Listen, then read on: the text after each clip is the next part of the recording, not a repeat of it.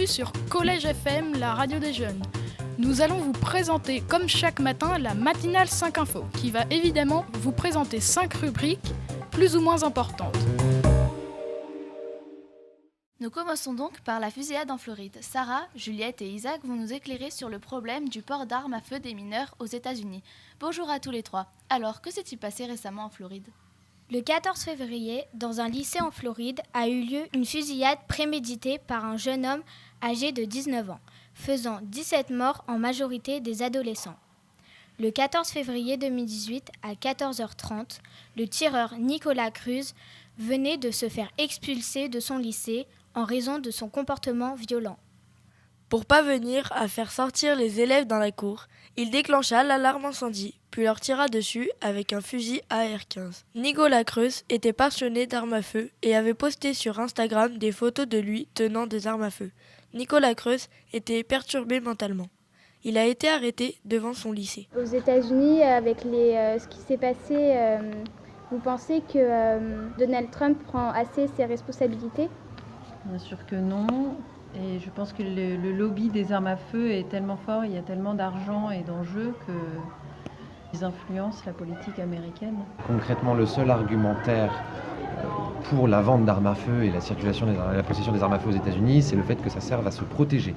Or, les statistiques le prouvent que ces armes tuent beaucoup plus accidentellement de personnes qu'elles ne protègent de personnes. Donc, pour moi, c'est une évidence. Je pense qu'il faut abolir les armes à feu pour les moins de 18 ans et pour les plus de 18 ans. Samedi 24 mars est historique car une grosse manifestation a eu lieu à Washington contre les armes à feu détenues par les mineurs. Merci beaucoup.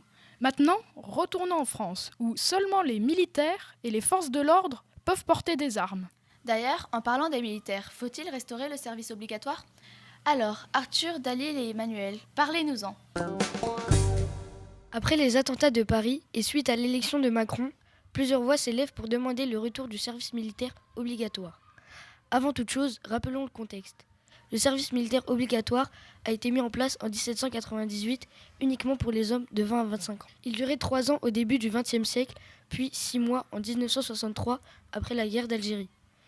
10 mois en 1992, puis le service militaire prend fin en 2001. Certains y voient une nécessité de le restaurer. Et pourquoi faut-il le restaurer ? Moins de délinquance et plus de respect, de mixité, d'égalité et de cohésion nationale. Oui, en effet, pour le président Macron, c'est un défi de sécurité, d'éducation, un défi économique et social. Mais c'est aussi un défi moral et de civilisation.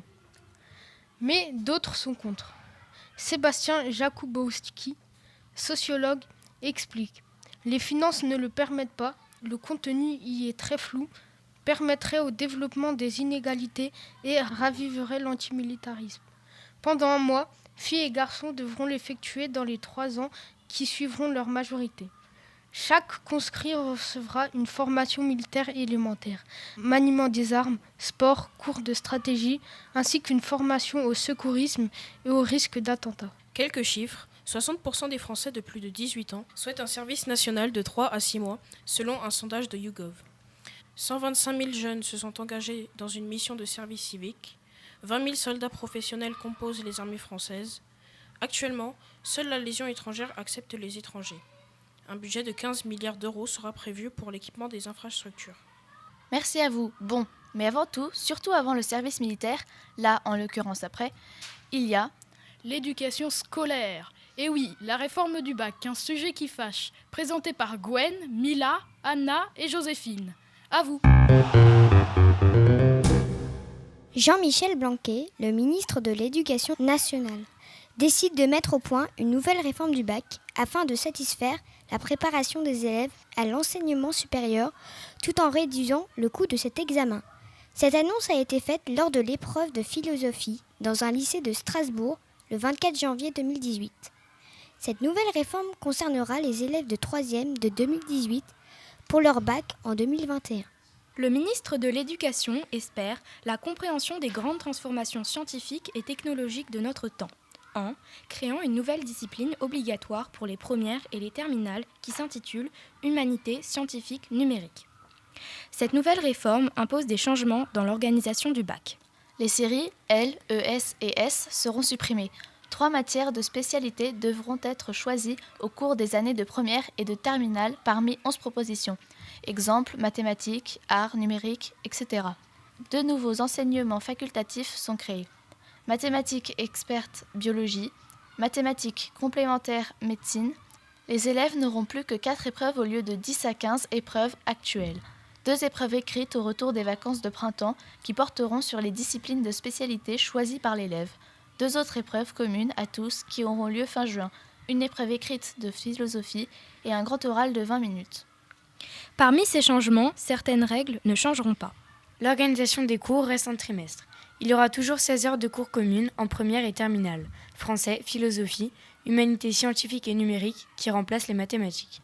Les enseignements facultatifs n'évoluent pas. Le bac de français est toujours prévu en fin d'année de première. Voici les interviews de 2 élèves et d'un enseignant du collège Notre-Dame de Lourdes. Pour moi, cette nouvelle réforme, c'est une bonne nouvelle parce que comme la société, elle évolue, il faut forcément que les matières à l'école évoluent aussi, comme par exemple l'informatique. Il faudra que les générations suivantes savent manier l'informatique. Les élèves n'auront pas à mettre le booster à la fin de l'année niveau révision et ils pourront réviser tout au long de l'année. Ça fera moins de stress pour eux et ce sera plus efficace. Est-ce que selon toi, cela change quelque chose ? Bah oui, selon moi, ça va changer la manière d'apprentissage, mais les compétences évaluées, ce sera toujours un peu les mêmes. Du coup, ça va changer dans l'esprit des élèves. Pour moi, la nouvelle réforme du bac est bien car au lieu d'avoir une semaine d'examen à la fin de l'année, nous avons des contrôles continus. Après, du coup, le problème du contrôle continu, d'un côté, c'est bien parce que à la fin de l'année, on sera beaucoup moins stressé vu qu'il y aura toutes les notes de l'année qui vont compter. Mais d'un autre côté, c'est pas forcément bien parce que du coup, le bac, c'était un peu à égalité. Enfin, tout le monde avait les mêmes références. À votre avis, la réforme du bac, elle va changer quelque chose pour les professeurs de français ? Je pense que c'est comme la plupart des réformes de l'éducation nationale, ça dépendra si les acteurs jouent le jeu. Ça dépendra donc comment elle sera appliquée par les professeurs. Je pense que ça peut être très favorable pour les élèves, c'est un peu toujours pareil, ça dépendra des élèves. Certains seront armés pour faire les bons choix. Certains seront tout à fait capables d'être responsabilisés dans ces choix et de prendre en main leur scolarité et leur avenir. D'autres non. Dans l'ensemble, je pense que c'est une bonne chose de leur laisser davantage de choix et de les responsabiliser et de leur faire confiance. Que pensez-vous du fait que les filières LES et S soient supprimées et que du coup les élèves y choisissent leurs options ? Je pense que c'est une très bonne chose parce que en fait, les anciennes filières, c'est quelque chose de traditionnel, de très ancien, qui se justifie plus tellement aujourd'hui et qui pose une vraie problématique pour les élèves pour un choix d'avenir, alors que ça correspond en fait pas du tout à leur profil. C'est difficile d'imaginer qu'il n'y a que 3 profils d'élèves dans toute la France. Comme beaucoup de réformes, en fait, si le fond est bon, la réforme peut quand même échouer si elle est parasitée par d'autres considérations, comme par exemple le statut des professeurs, qui est pour moi en fait un autre débat.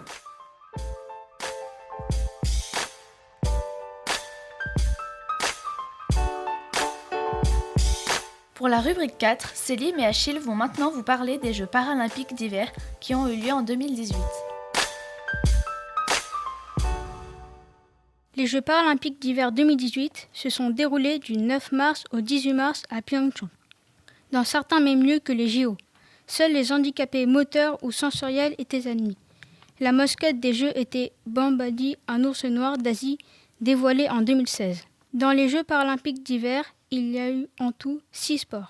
Le biathlon, 18 épreuves, le curling en fauteuil roulant, 1 épreuve, le hockey sur luge, 1 épreuve, le ski alpin, 30 épreuves, le snowboard, 10 épreuves, le ski de fond, 20 épreuves. Au total, il y a eu 80 épreuves, dont 39 pour hommes, 38 pour femmes et 3 mixtes. Pour les épreuves à ski et sur snowboard, les athlètes concourent dans 3 catégories en fonction du handicap: debout, assis ou déficient visuel. Les skieurs debout peuvent bénéficier de prothèses si nécessaire, alors que les skieurs assis opèrent leur descente ou leur course de fond sur une luge à l'aide d'un stabilo, sachant qu'une luge est une coque montée sur un châssis et des amortisseurs, et qu'un stabilo est une canne rattachée à un petit ski pour assurer l'équilibre. Dans les Jeux paralympiques d'hiver 2018, il y avait en tout 241 médailles, dont 80 médailles d'or et d'argent et 81 de bronze. La France en a remporté 20, 7 d'or, 8 d'argent et 5 de bronze. Avec ces 20 médailles, la France est 4e du classement des 25 pays participants, après les États-Unis, les athlètes paralympiques neutres Russie essentiellement, et le Canada. Nous avons aussi interviewé le professeur de technologie et physique-chimie, M. Benmenziani. Que pensez-vous des Jeux paralympiques ? Plutôt intéressant. On voit les gens sous une autre statut. Pour les prothèses, vous pensez que ça doit être que des prothèses mécaniques ou ça peut être des prothèses électriques ? La modernité exige que l'on avance, donc s'il y a possibilité d'utiliser une prothèse qui soit adaptée au handicap, qu'elle soit électrique, mécanique ou autre chose, ça gêne pas. Oui, mais le problème c'est qu'il y a des gens qui ont plus les moyens que d'autres, donc ils seraient avantagés. Pas du tout, parce que ce sont des Jeux paralympiques qui sont donc... ce sont les États qui vont payer les équipements. Ce ne sont pas des équipements personnels. Ce sont les fédérations qui payent ces équipements, donc non, il n'y a pas de souci. Nous finissons maintenant cette émission par la puberté. Pourquoi les perturbateurs endocriniens agissent-ils à la puberté ? Marine, Louise, Lorraine et Bénédicte vont nous aider à comprendre. Qu'est-ce que les perturbateurs endocriniens ? Le perturbateur endocrinien PE sont des substances chimiques d'origine naturelle ou artificielle étrangères à l'organisme qui peuvent interférer avec le fonctionnement du système endocrinien et induire ainsi des effets délétères sur cet organisme ou sur ses descendants. Les PE peuvent agir de différentes façons, en imitant l'action d'une hormone naturelle, en se fixant sur le récepteur des hormones naturelles, en gênant ou en bloquant le mécanisme de production ou de régulation des hormones ou des récepteurs, modifiant ainsi les concentrations d'hormones présentes dans l'organisme. Une puberté précoce expose à un risque plus élevé de problèmes de santé à l'âge adulte. Voici les facteurs à connaître pour agir dès la petite enfance dans le milieu familial. Chez les filles, la puberté démarrait autrefois après 8 ans, avec le développement des seins et l'apparition des poils pubiens. Les règles intervenaient après 14 voire 15 ans. Cette précocité inquiète les chercheurs car ils pensent qu'une puberté précoce expose à un risque plus élevé de cancer du sein plusieurs décennies plus tard. Plusieurs facteurs peuvent expliquer que les filles connaissent une puberté précoce, l'un des plus importants étant le fait que la maman ait elle aussi été pubère précocement. D'après l'Association française de pédiatrie ambulatoire, il a été constaté qu'une prise de poids progressive dès le plus jeune âge avait un rebond de la courbe de corpulence vers 3-4 ans, et très souvent responsable de puberté précoce chez les filles. Un tiers des filles obèses sont réglées avant l'âge de 11 ans. Voici les interviews de 3 élèves de 5e et de 3e du collège Notre-Dame de Lourdes. C'est une période comme les autres, c'est juste qu'on apprend plus à se connaître, on devient quelqu'un d'autre et c'est un peu perturbant au début. Mais au final, ça change rien, quoi. C'est pareil. On découvre des nouvelles facettes de nous, il y a des changements hormonaux et sinon, c'est une période toutes les filles vont passer. C'est assez facile quand même. C'est même tous les adolescents, peu importe les filles et les garçons. Pour vous, est-ce que la puberté est difficile ? Pour moi, c'est difficile parce qu'on a de nombreux sauts d'humeur et on a le corps qui change. Le corps pousse, il y a des boutons qui apparaissent un peu partout. Non, je ne suis absolument pas gênée par le regard des autres. Car en fait, au niveau de la puberté, même s'il y a quelquefois des années d'écart, on passera tous par là. Donc, on sera tous égaux à un moment. Mais des études conduites aux États-Unis montrent que les premiers signes de puberté se manifestent plus tôt, avec 15% des filles qui, dès 7 ans, voient leur poitrine se développer et 27% à 8 ans.